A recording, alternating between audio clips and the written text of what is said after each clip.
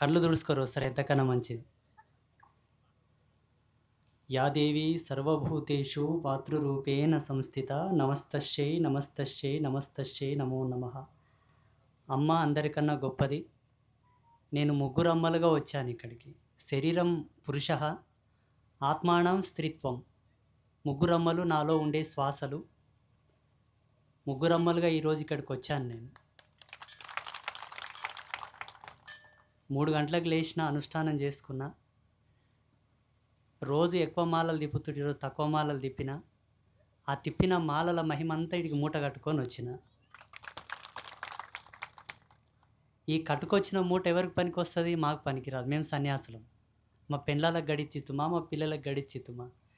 ఈరోజు ఈ గిరి ప్రదక్షిణలకు ఎవరెవరైతే రాజయోగులు, ధర్మమూర్తులు, పుణ్యమూర్తులు వస్తారో వాళ్ళకు ఉపయోగపడాలని ఆడ మంత్రక్షితలు వదిలి ఇక్కడికి వచ్చాను. ముఖ్యంగా మీరు భాగ్యశీలులు, మీరందరూ అదృష్టవంతులు. ఈరోజు ఇక్కడికి వచ్చిన వాళ్ళందరూ కూడా వారిని ఏమని సంబోధించాలో మాటలు రావట్లేదు. ఒక పదజాలంతో సంబోధిస్తే అది ఆడికి అంకితం అవుతుంది కాబట్టి దేంతో సంభాషించాలన్న నాకు మాట రావట్లేదు. వారు నన్ను మానసపుత్రులు అన్నారు. అది దేంతో వెలగట్టలేనటువంటి గొప్ప పదం. మా పరిచయం కూడా చాలా తక్కువనే, మొన్ననే జరిగింది. ఇంత తొందరగా వారు మమ్మల్ని మానస పుత్రుడుగా స్వీకరించడం నా అదృష్టం, నా సుకృతం, నా యొక్క సాధనలో నేను సంపాదించిన గొప్ప వరంగా నేను భావిస్తాను. మా ఆచార్యులు చెప్పారు, నెల కిందొచ్చి ఇట్లా గిరి ప్రదక్షిణలు ఉంటాయి, మీరు తప్పకుండా రావాలి. ఆ క్షేత్ర నిర్మాణం కోసం, ఆ పరిధి కోసం ఎంతగానో శ్రమించాం. పెద్దలు కూడా, గ్రామవాసులు, గ్రామ వాస్తవ్యులు కూడా చాలా వరకు సహకరించారు. నా వరకు పరమేశ్వరుడు నాకు ఇచ్చిన శక్తిని నేను కూడగట్టుకొని మనసా వాచ కర్మణ నేను కష్టపడ్డానండి. మీరు నా మనసుకు బాగా నచ్చిన వాళ్ళు, వయసుకు చిన్నవారైనను మిమ్మల్ని నేను ఆర్తిస్తున్నాను, మీరు తప్పకుండా రావాలి అని చెప్పారు. నేను అన్నాను, నేను వచ్చాడు ఏం చేస్తాను ఆచార్యులు, ఏం చేసేది ఉంది అక్కడ అన్నాను. వారు అన్నారు, మీరు అమ్మగా రండి, అమ్మ దూతగా రండి, కార్యమంతా అయిపోతుందని చెప్పారు వారు. ఆ మాట సాక్షాత్తు ఆ వాగ్దేవత అయినటువంటి వేదమాతనే చెప్పిందని భావించి, భగవతి జగదంబ జగజ్జనని వేదమాత సనాతని సకల విద్యాకణి సారస్వత స్వరూపిణి అయినటువంటి అంబికాదేవి ఆదేశించిందని నేను భావించి, ఈరోజటి దినమును ఇక్కడ నేను వచ్చినప్పటి నుంచి ఇప్పటివరకు ఎంత సమయాన్ని వెచ్చించానో ఈ సమయంతో మిళితం చేసి, ఈ సమయభావానికి పాత్రులైన మీ అందరికి ఉపయోగపడి ఈ క్షేత్ర వైభవం ఆచంద్ర తారార్కమై భువి ఆకాశములున్నంత వరకు ఈ వేదగిరి యొక్క వైభవం పెరగాలనే జపం చేసి వచ్చాను ఈరోజు ఉదయం.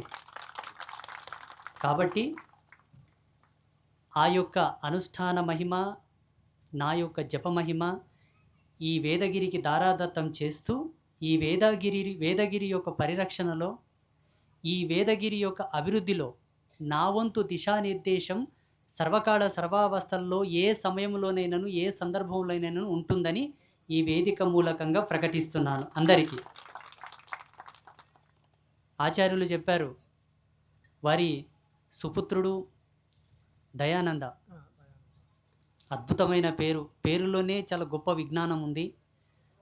భవిష్యత్తులో వారు ఈ యొక్క వేదగిరి పరిరక్షణ చేస్తూ యజ్ఞం యొక్క ఆవిష్కరణతో వేద యజ్ఞం యొక్క ప్రవాహాన్ని ప్రపంచమంతా ప్రసరిస్తారు. కాబట్టి వారి పక్షాన నా వంతు సలహాలు సూచనలు ఇవ్వడానికి నేను ఎప్పుడు కూడా ఈ క్షేత్రానికి మీ అందరి యొక్క ప్రేమ అనురాగాలు పొందడానికి నేను సర్వదా సంసిద్ధమై ఉంటాను. వాస్తవానికి ఈరోజు నాకు వేరే ఒక డేట్ ఫిక్స్ అయ్యింది. ఒక 2 నెలల కిందనే మా ప్రభాకర్ రెడ్డి మాకు చాలా ఆత్మీయుడు. అంబాత్రేయ క్షేత్రానికి భూదానం చేశాడు, ఎకరా భూమి ఇచ్చిండు. వారిది ఈరోజు వాస్తు పూజ ఉన్నది, వారికి వెళ్ళాలి నేను. కానీ మా ఆచార్యులు మొక్కిలని చెప్పేసి ఇక్కడికి వచ్చాను. వారిని గొప్ప స్థితిలో భావన చేసిన మీరందరూ ఇక్కడికి వస్తారని చెప్పి మీకై నేను ముందొచ్చాను. కాబట్టి ఒక సన్యాసి చేయవలసింది ఆశీర్వాదమే, ప్రసంగాలు ఏం చేయక్కర్లేదు. వారి కనుచూపులు పడితేనే అన్ని పనులు అయిపోవాలి. ఓ గట్టి గట్టి ప్రసంగాలు ఇచ్చి సింహగర్జన చేస్తేనే పనులు అయిపోకర్లా. అట్లా చూస్తేనే పని అయిపోవాలి. ఆయన సన్యాసి. కేవలం మిమ్మల్ని ఆశీర్వదిద్దామని వచ్చాను. ఈ వేదగిరి యొక్క ప్రాంతాన్ని పరిశీలించి, ఇందులో ఉన్నటువంటి దోషములు గానివ్వండి, ఇందులో ఉండేటటువంటి మార్మికతను గాని పసిగట్టి, ఇందుకు సమానమైనటువంటి శక్తిని ఇంకా ఏమి తీసుకురావాలో కనుక్కుందామని వచ్చాను ఈరోజు నేను. ఇది ఫస్ట్ పాయింట్. రెండవది గిరి ప్రదక్షిణ.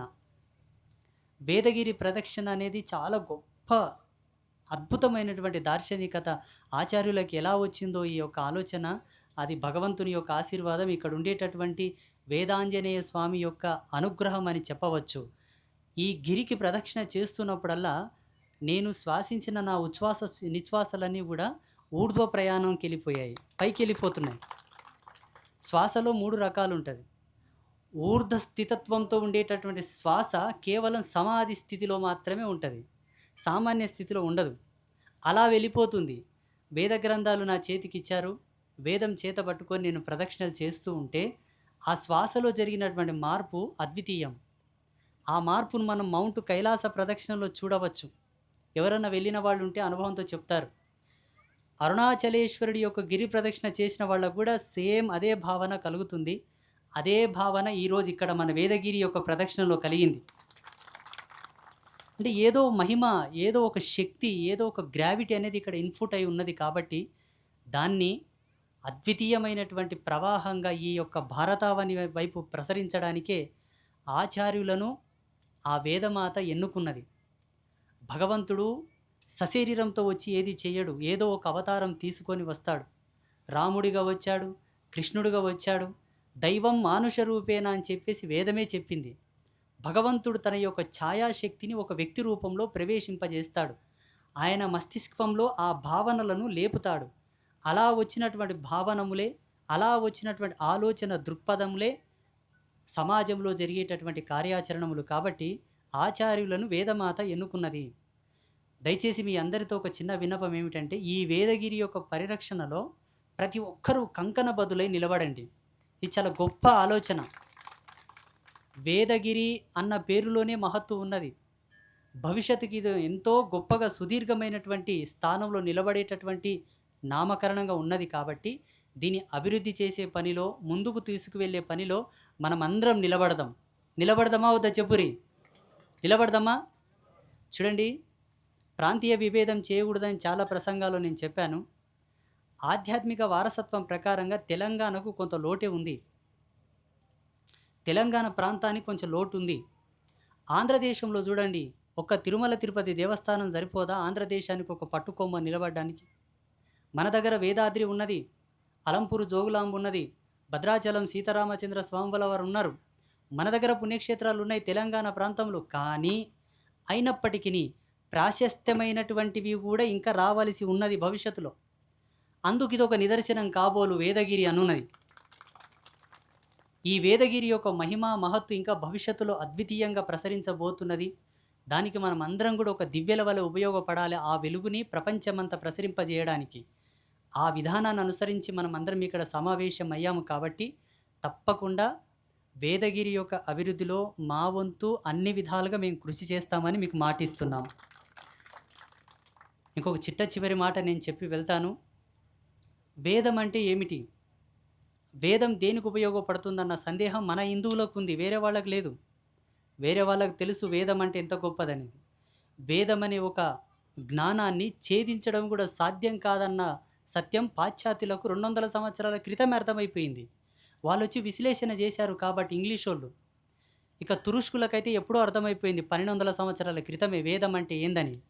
అంతలేందే అప్పుడు వచ్చినటువంటి మొహమ్మద్ గజిని వేదాలను ఉర్దూలోకి ట్రాన్స్లేట్ చేయమని చెప్పాడు. ఎందుకంటే అర్థం చేసుకోవాలని చెప్పేసి ట్రాన్స్లేట్ చేసుకున్నాడు, చదివాడు. చదివిన తర్వాత అర్థమైపోయింది, భారతదేశంలో ఈ వేదమాత గనక ఉంటే ప్రపంచంలోనే ఈ వేదం, ఈ సనాతన వీరత్వం, ఈ శౌర్యం, ఈ సనాతన తేజం ప్రపంచాన్ని శాసించగలదని చెప్పి మన వేదాలను, వేద గ్రంథాలను, మన గుళ్ళను, గోపురాలను, ఇటువంటి వాచస్పతులను అందరినీ కూడా సజీవ దహనం చేశాడు నరరూప రాక్షసుడు వాడు. కేవలం ఈ దేశానికి ఇది పట్టుకొమ్మ, ఈ దేశానికి ఇది మూలం. కాబట్టి వేదం అంటే ఏమిటి మీకు అందరికి చెప్తాను చూడండి. మనం శ్వాసించే శ్వాసను ఒక భాషలో వెతకాలంటే వేదమే ప్రమాణం. ప్రవహించే నది యొక్క శబ్దం యొక్క భావాన్ని, దాని యొక్క తత్వం వెతకాలంటే వేదమే ప్రమాణం.